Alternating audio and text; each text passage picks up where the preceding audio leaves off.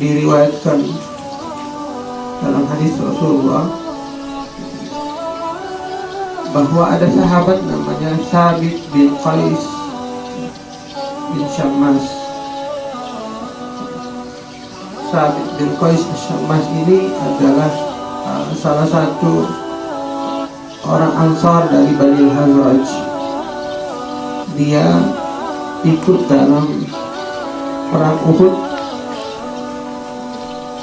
kemudian syahid dalam perang Al-Yamamah di masa Khalifah Abu Bakar As-Siddiq ketika melawan orang-orang yang riddah, orang-orang yang keluar dari Islam, di antaranya adalah Musailamah Al-Kadzdzab.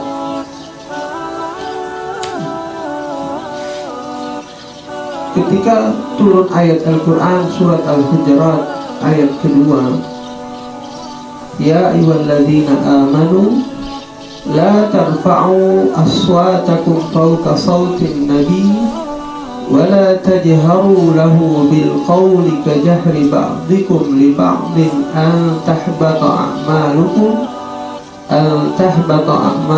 wa antum la tash'urun. Ketika turun ayat, wahai orang-orang yang beriman, janganlah di antara kalian meninggikan suara kalian di atas suaranya Rasulullah, suara Nabi. La tarfa'u aswatakum fawqa sawtin nabi wa la tajharu lahu bil qawli. Begitu juga ketika berbicara di hadapan Rasulullah, la tajharu, janganlah meninggikan suara. Ketika sahabat mendengarkan ayat ini, sahabat langsung menghilang dan tidak hadir lagi dalam majelis Rasulullah Shallallahu Alaihi Wasallam. Kemudian Rasulullah Shallallahu Alaihi Wasallam menanyakan tentang kabar Thabit bin Qais. Apa gerangan Thabit bin Qais tidak pernah hadir lagi dalam majelis Rasulullah? Kemudian ditanyakan kepada sahabat. Saya yang cari tahu ya Rasulullah. Sahabat datang kepada Thabit bin Qais dan datang kepadanya. Wahai Thabit, kenapa tidak pernah lagi kelihatan di majelisnya Rasulullah? Kata Thabit dengan bersedih menyatakan, Habita amali, ternyata amal-amal saya yang sudah saya lakukan itu sudah gugur semua. Kenapa? Karena ayat ini, yang Thabit bin Qais As-Syammas ini adalah seorang yang terkenal dengan suara yang lantang dan keras, mengalahkan suara Rasulullah. Dan ketika dia mendengarkan ayat ini, la tarfa'u aswatakum fawqa sautin nabi, larangan jangan engkau mengangkat suara di atas suaranya Rasulullah, maka apa? Kemudian dia langsung mengatakan, ayat ini kayaknya turunnya untuk saya, dan saya yang termasuk di sini, dan mengatakan ana min ahli nar, saya termasuk ahli neraka karena saya yang disebutkan dalam ayat ini. Sebegitu kalau bahasanya sebegitu bapernya itu sahabat Thabit bin Qais As-Syammas itu. Ketika ayat turun itu langsung mengatakan saya yang dimaksud itu. Ketika itu saya yang dimaksud tadi. Nah, ketika mendengar itu kata sahabat tadi, saya balik dulu kepada Rasulullah. Saya diceritakanlah ini bahwa ketika itu Thabit bin Qais As-Syammas tadi mengatakan bahwa ayat ini turun untuk dia. Padahal kemudian ayat ini adalah berkaitan tentang hal yang umum. Sehingga tadi apa yang disebutkan, kata Rasulullah, beritakan kepadanya huwa min ahli jannah, dia itu termasuk ahli surga.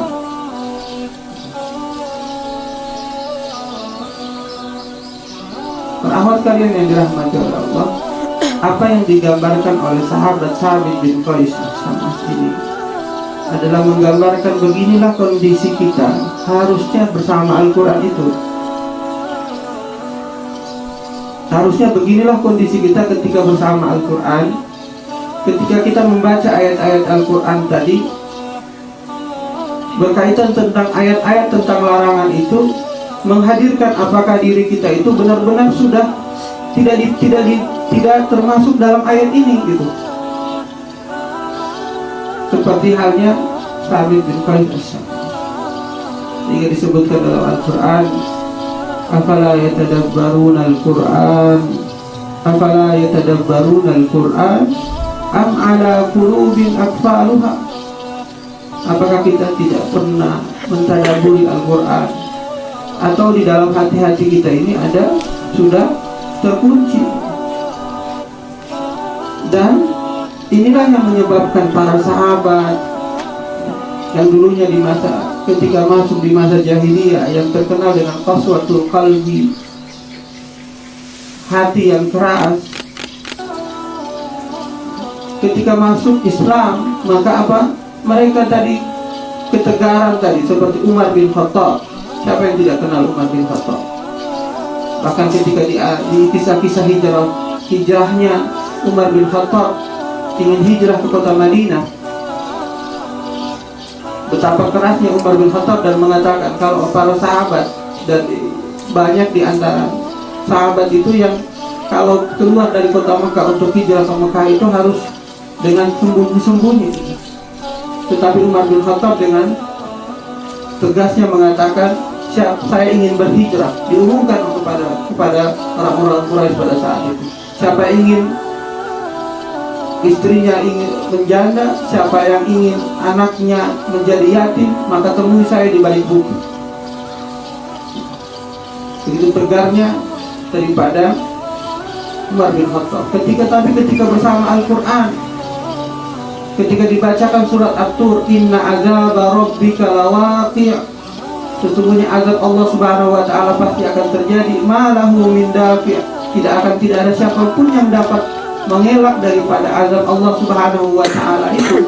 Maka pada saat itu Umar bin Khattab tersungkur, jatuh, kemudian dipapah ke rumahnya dan sakit sampai 1 bulan lamanya.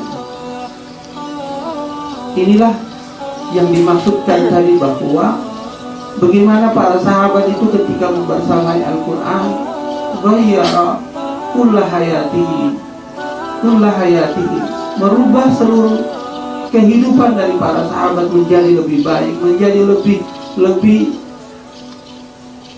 lembut hatinya, dan menjadi lebih sering menangis karena Allah Subhanahu wa ta'ala. Para akhwat sekalian yang dirahmati oleh Allah, kita mesti bertanya kepada diri kita, sudah seberapa banyak kita membaca Al-Quran? Sudah seberapa ta'asir membekas bacaan kita kepada Al-Quran? Pernah nggak kita ketika membaca Al-Quran itu menangis? Minimal kalau kita belum tahu artinya, minimal kita menangis karena kita lebih dekat kepada Allah, karena kita beristighfar terhadap dosa-dosa kita. Dan rata-rata orang-orang yang bisa berlama-lama dengan Al-Quran rata-rata adalah gambaran kepada orang-orang yang selalu istiqomah di jalan Allah. Orang-orang yang menangis karena Allah Subhanahu wa ta'ala. Makanya ketika kita membaca Al-Quran itu, kalau belum bisa menangis, apalagi ibadahnya, ya tabahakau, berusahalah untuk menangis, paksa untuk diri kita untuk menangis. Karena kalau kita lebih menangis ketika mendengarkan lantunan musik ketimbang mendengarkan ayat-ayat suci Al-Quran, maka periksalah di dalam hati kita.